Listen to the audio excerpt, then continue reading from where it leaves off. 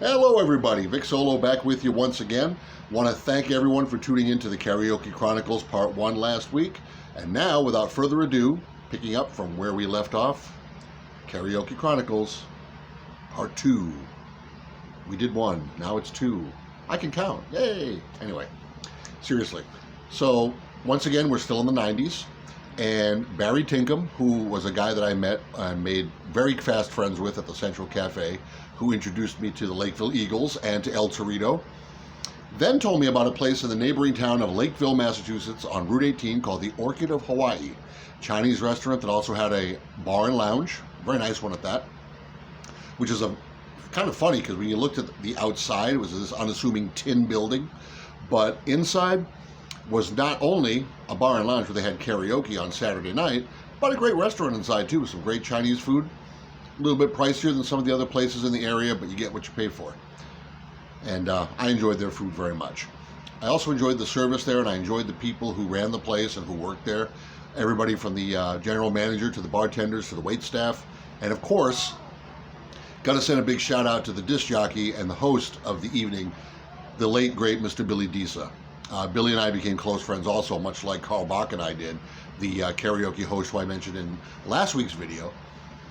But Billy was unique because he was also a musician at that time. Carl later went on to become a guitar player, all self-taught, and he plays online occasionally and does a great, fantastic job, and always had a great singing voice.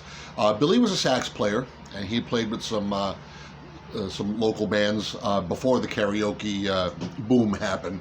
And as I said last week, Carl was really the first to latch on to the karaoke phenomenon in southeastern New England, southeastern Massachusetts anyway, to be more specific, in the early 90s. And Billy was probably the number 2 guy.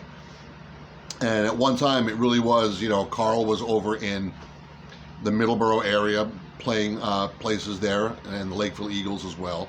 And Billy was doing the Orchid of Hawaii, and he was also doing another place that we'll touch upon in another video, the Hong Kong Island in Buzzards Bay, which sadly no longer exists. But like I said, we're going to talk about that place in another episode. But the Orchid of Hawaii. So the first time Barry brought me in there, I had been there to eat, and I knew there was a lounge and a bar there, but obviously never had been inside because normally I'd gone there either for lunch with family and friends, or gone for dinner, and we just stayed in the dining room area.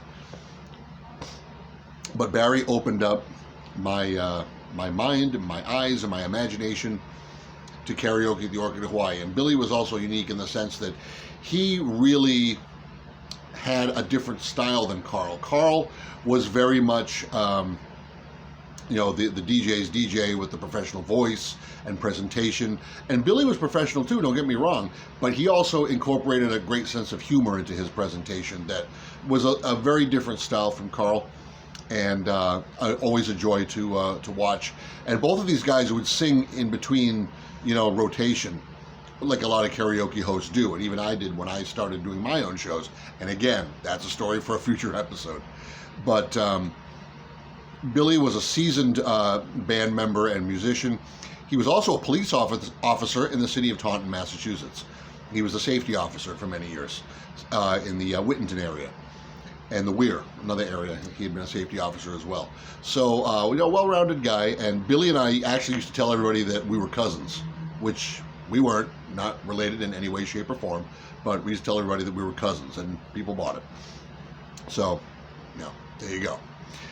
But the Orchid was, it was very unique in the sense that it was a lot of the same people that came. There were a lot of regulars that came every Saturday night.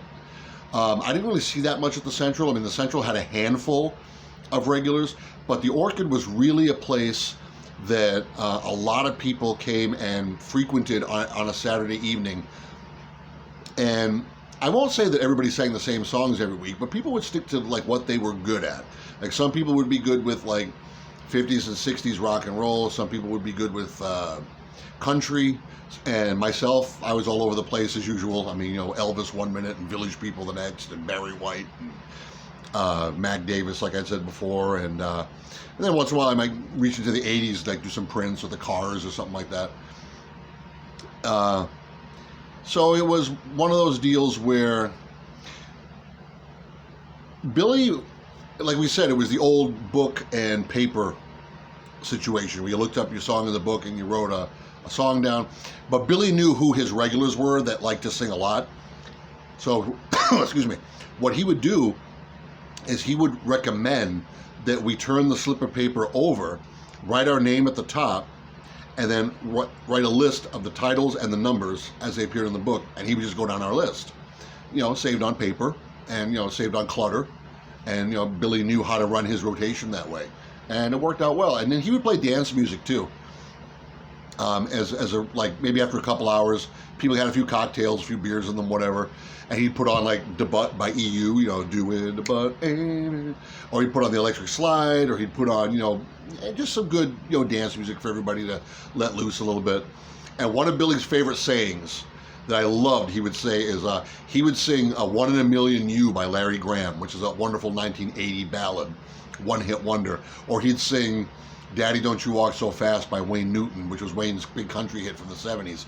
And he would say, "Hey, while I'm singing this, why don't you all get up and rub bellies?" Meaning slow dance, on the dance floor, but that's how he would say it. And that's what I'm saying. Billy had his own style, and he had his own way of doing things.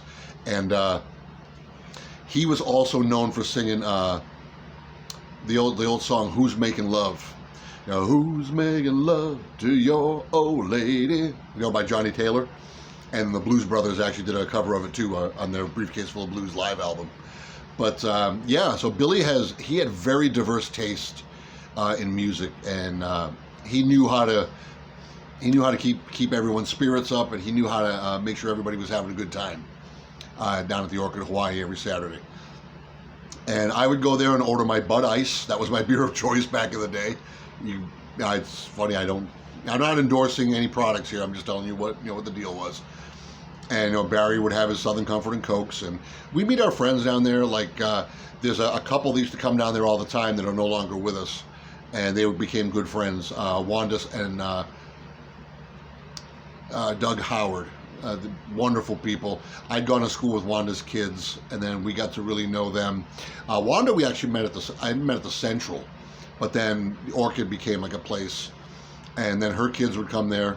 Her daughters would come there to sing, Lorna, Talia, Liz, and then just people that we knew, and people that I knew from school, people that I knew from the neighborhood, and people Barry knew, because Barry grew up in Lakeville, so people he knew from Apponequet High, and and then people from the Lakeville Eagles started following us over there, because we would talk about it on Tuesday night. We'd be like, yeah, the Orchid. So buddies of ours, Bob Fisher and Mark Hoffman, and other folks that that Barry and I hung out with, they would come down. Excuse me. And Bob Fisher, or Fish as we called him for short, he didn't sing, but Mark Hoffman did, and Bob would just come down and cheer us on and hang out, and it was an awesome time. It was a great place to be. And of course, I'm a young, single, early 20s guy, so this is going back a lot of years. But it was fun, and I was wrestling on the independent circuit in those days. And a lot of you know that I was a pro wrestler, and people from the club would come to watch me wrestle if I was like in Taunton or in Lakeville or Middleborough or wherever, Carver, New Bedford, what have you. And it was a close-knit group. We were friends that supported one another, and every once in a while we'd go up and do duets or even trios. I remember there was these two guys who used to come in, Leroy and damn if I remember the other, Wild Bill. How can I forget Wild Bill? He was a big 6'5", 6'6" guy with a big beard and built like a wall, but like the sweetest guy in the world. And I remember one night the three of us put up the same song to sing. We all put up "Soul Man" by Sam and Dave. So Billy had the idea, well, why don't the three of you sing it together? So we did it, and we did it in parts. Each would take a part, we'd sing the chorus together, and it was a lot of fun. We would do things like that. The aforementioned Wanda Howard would say, hey Vic, you want to do a duet with me? Let's do I don't even remember the ones that we, with Sonny and Cher, The Beat Goes On. We would do that, or we would, people would sing stuff together. It was Barry and I would sing "Band on the Run" by Paul McCartney and Wings. It was like one of his favorite songs and one of mine, and we would sing it together. And it really became this almost like a family there, And Saturday night at the Orchid of Hawaii. And then as time went on, Billy would actually have Barry or myself or Wanda fill in for him if he needed a night off. and everybody would come and see us, and that was like my first crack at hosting the karaoke, before I ultimately years later would buy my own equipment and my own discs. And we used discs back then. There wasn't the streaming stuff we got now. This predates even the internet. But Billy ended up buying, in the summer of '95, he ended up buying his own club in Taunton called the Billy Club, strangely enough, because ex-policeman, his name is Billy Club. And he made Barry and I his first DJs down there that would host the karaoke nights on Thursday and Friday, because that way it wouldn't interfere with the Orchid. But yeah, wonderful times down there. And I want to send a shout out to a buddy of mine, because I know he'll be watching this, Sean Ullman. We went all through school together from 4th grade to senior year. He used to come watch me sing down there all the time, man. And as well as another place that we'll talk about in another episode. Because, like I said, I don't want to keep these too long-winded. I want to keep them shorter, so and that way we can also do more episodes and talking about different places. But the Orchid of Hawaii, I wanted to really put in its own episode, because it just closed recently. I don't think it was even a year ago yet that this place closed or was bought or something like that. I don't remember the exact. It's I've been hitting the head so many times, but it was this wonderful place that we came together and we sang and we danced and we drank and we ate. Sometimes we'd go in there and eat dinner, and then afterwards we'd congregate to the lounge and go sing songs. And it got to the point where we were on a first name basis with the bartenders and the wait staff. They knew us, we knew them. They looked out for us. Not bragging, but there was a couple nights where I would have too much to drink. They would say, give us your keys, and Barry or Fish or Mark or somebody would get me home. I'd go get my car in the morning, what have you. We all made sure that everybody was having a good, safe time. As far as the music, though, like I said, when I first started going to the Central, I was doing a lot of Elvis, and that's how I kind of became known. And look at these, look at my hair and my sideburns. It's like, duh. But the Orchid gave me the opportunity to kind of branch out into other types of music. And now I would sing like some Barry White and Lou Rawls and Isaac Hayes and a lot of 70s, Pablo Cruz. And also I would start venturing into like some more rock and roll. Like I would do some Kiss, I would do some Stones, I would do some Beatles, I would do some Bachman Turner Overdrive and Steve Miller, Bob Seger, stuff like that. So I was trying to shed the Elvis image that I had created over at the Central Cafe, and just really start to do some other different types of things. And it worked out well, because some people from the Central would come to the Orchid and remember what I did there at the Central Cafe, but then they were like pleased to see that I was doing other things. And I mentioned the Village People earlier. Before any of their songs were available on karaoke, Billy would play the YMCA for me so I could go out and dance. And the dance floor would part like the Red Sea, and everybody would watch me do the routine like the Village People would do on stage. And it was fun. And I remember that certain people would come in, certain regulars would come in who didn't sing, but they liked what you sang, and they would make requests, And there was this one young lady in particular whose name I cannot remember for the life of me, but she always wanted to hear me do my rendition of, ready for this, Purple Rain by Prince. She loved the way I sang Purple Rain, so I would do it every time she asked, and I'd get a free beer out of it, or just get a thank you, and then that's enough.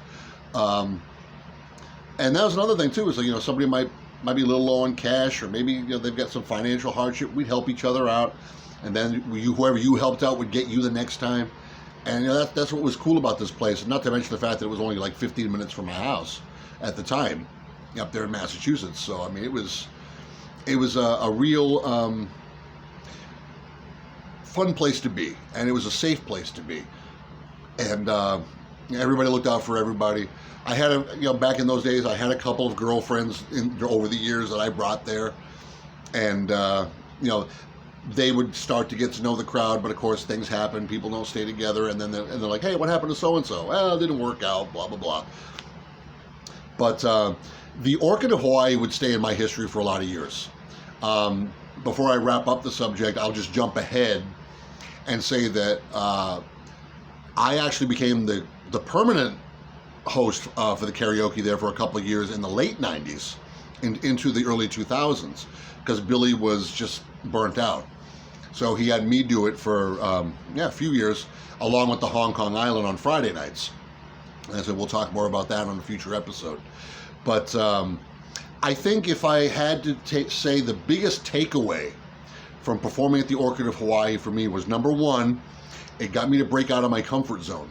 Because like I said, I was primarily doing Elvis before this. So this was kind of a way for me to explore other types of music that I probably wouldn't have tried otherwise. And it was a bigger building, therefore a bigger audience. And it was about this time, and this will be probably the next episode because I want to kind of stay chronological. But it was about this time I started singing in nursing homes, starting in East Bridgewater, Massachusetts at the time, Hill Haven of East Bridgewater, later to be called Sachem Nursing and Rehab, where I actually worked for a short time in the kitchen as well.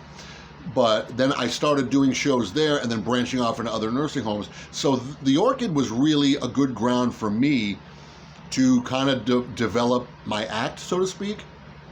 And it was a time for me to kind of break out of the Elvis thing and do other types of music and really feel comfortable singing in front of a larger crowd. Because you gotta remember, before this, I'd done the high school stuff, but that was on stage plays and coming out and singing an Elvis song and then, joining everybody else for the group numbers. So this was really, the Orchid, I think, was really where I came into my own as a performer. And of course, all these years later, I'm still out here performing. But I think the Orchid of Hawaii and Billy Disa really took what Carl Bach did. Carl laid the foundation for me as a performer, and then Billy and the Orchid kind of brought it to the next level, to the next chapter. But Carl is not out of the story yet, because in the next episode of the Karaoke Chronicles, we're going to talk about another place that no longer exists, and it ties in with the Orchid of Hawaii, and I'll tell the story at the beginning of the next episode when a guy whose last name to this day I still don't know, everybody called him Flying Brian, and he wandered into the Orchid of Hawaii one night and told me about another place that Carl was playing, and I had to go check it out. So once again, I want to thank everybody for tuning into the Karaoke Chronicles. Thank you so much. Like and subscribe. Hit the bell to get notifications when I put up new videos. And take care of yourselves and take care of one another. I've been Vic. You've been you. My mouth is tired. And I'll see you in the next one.